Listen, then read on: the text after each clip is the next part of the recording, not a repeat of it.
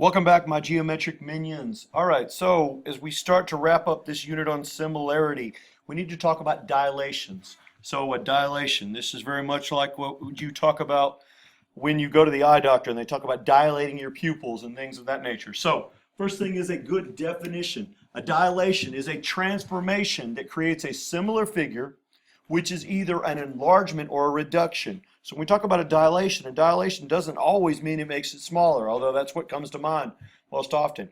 A dilation can be an enlargement or it can be a reduction in size. And dilations, they are performed with respect to a single fixed point called the center of dilation. The center of dilation. So this center is what we use to turn around and kind of scale things out off of them. Now, if you look at the scale factor from the pre-image to the image, if you look at the scale factor from the pre-image to the image, if the scale factor is between 0 and 1, then we're looking at a reduction, okay? So if it's between 0 and 1, it is a reduction. That means we've shrunk it down. So if we're looking at a scale factor of 0.5, or 1/4, or 1/5, or 0.2, something that, then that's a reduction. If we're looking at a scale factor where it's greater than 1, anything that's greater than 1 then means that is an enlargement. So when we look at that, if our scale factor, and remember a scale factor is simply when we look at one figure to the next, so obviously if our scale factor was 4 to 1, that would be 4. That's an enlargement. If the scale factor is 1 to 2, well, that's 1/2 or 0.5. So that would be a reduction right there. Now, most of the time, the center of dilation, the center of dilation that we're talking about here, most of the time that center of dilation is going to be the origin.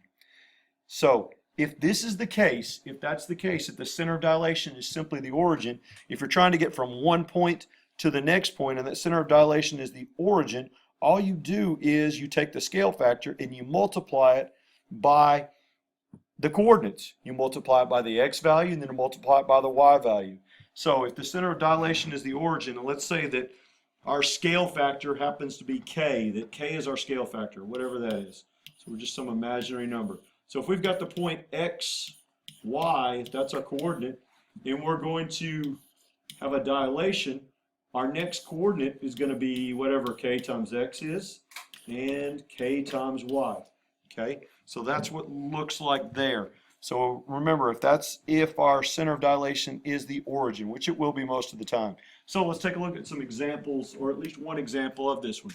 So let's start with these coordinates. Okay, so we're going to look at the points. If A is at 10, 4, so 1, 2, 3, 4, 5, 6, 7, 8, 9, 10, 1, 2, 3, 4. So 10, 4, that's where we're at. Let's change colors here.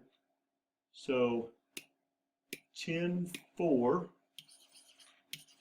There we go. B is at -2, 2. So -2 and 2. So there's B.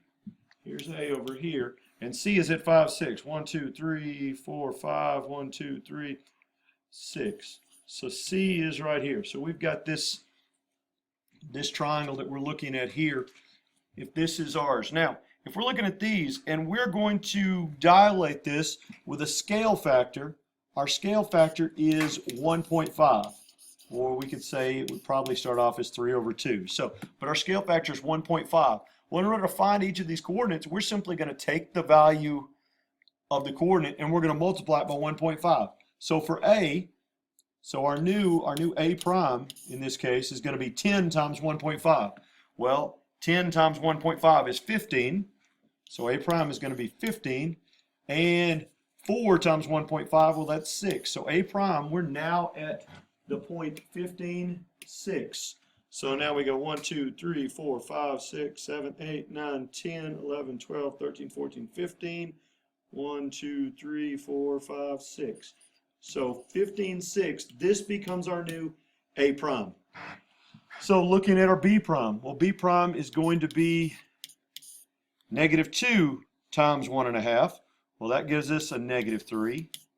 And 2 times 1.5, which is 3. So we're now at -3, 1, 2, 3. So B prime Negative 3, 3 happens to be right here. So B prime didn't move a whole lot. So there's B prime. Now C prime, or C prime, it's going to be 5 times 1.5. Well, that's 7.5. So we've got 7.5.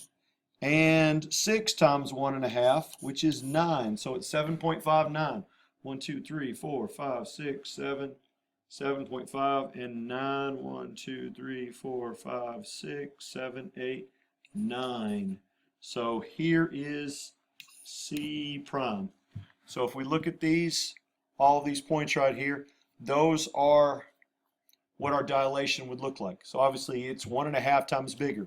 Now here's the really cool thing. If you, let's say that we have these points drawn and we're trying to figure out where that center of dilation is. Let's say that we've got our two images drawn and we really just don't know where exactly our center of dilation is.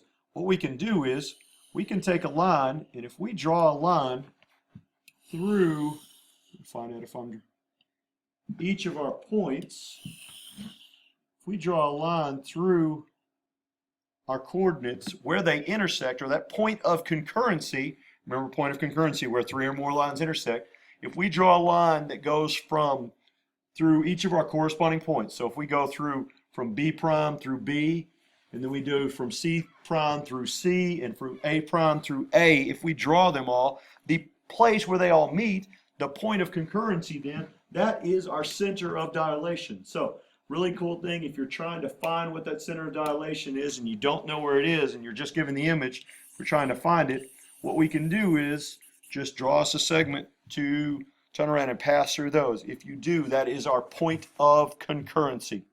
All right, well, realistically for dilations, that's about it. Remember, a dilation is simply an enlargement or reduction. So if you've got an image and you know the scale factor, you can multiply the coordinates by that scale factor. It will give you the next coordinates. If you're trying to find the point of dilation, if you have a pre-image and you have an image, simply draw a segment, draw a line through the corresponding points, through the corresponding sides of it, and wherever all of those sides intersect, whatever that point of concurrency is, then that is your center of dilation. So here we go. That wraps it up. Have a good evening, and we will see you tomorrow.